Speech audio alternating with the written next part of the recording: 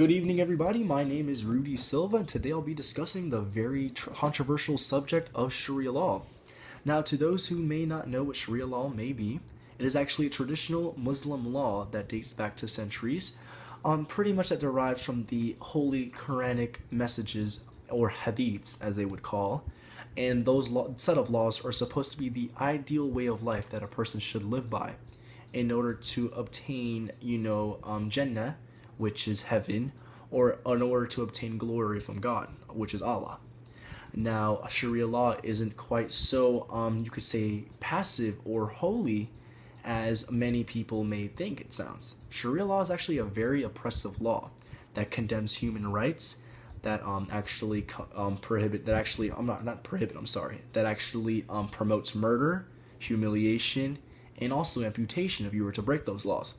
Now, I'll go into detail what those laws may be. I'll just give you a few examples of it. One law: you are not allowed to marry somebody of a different faith. That could result actually disowning. That could actually result to stoning and even murder, depending on what nation you're living in and what are the certain Sharia laws in that nation. An example of such a law is that if I were to get caught stealing, I could actually lose my hand, which is almost something that is barbaric. Of course, if you get caught stealing, the reasonable way is to convict the person and perhaps give them some jail time. It shouldn't result to you amputating somebody because they stole something. Another barbaric and madness that comes with that law is the fact that if you are condemned a rapist, the rapist does of course get punished under the law, because in the Islamic faith, rape is something that is very hellish and is something that is very demonic. However, this is the catch with the rapist. The rapist does have the ability to escape the punishment. However, the only way to escape the punishment would be by force marrying the victim, and the victim, of course, being a woman. The woman, however, not having any rights in Sharia law, would have to marry the rapist.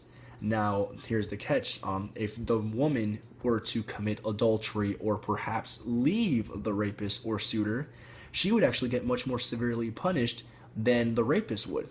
Now you can see it's quite madness. The law is punishing the victim of the person who committed the crime, but not the actual criminal.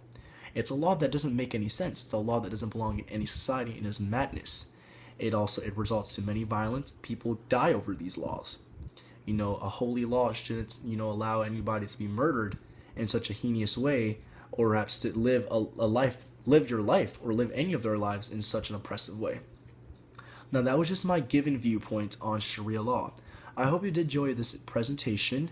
I'll be discussing into detail what is my insight truly on Sharia law.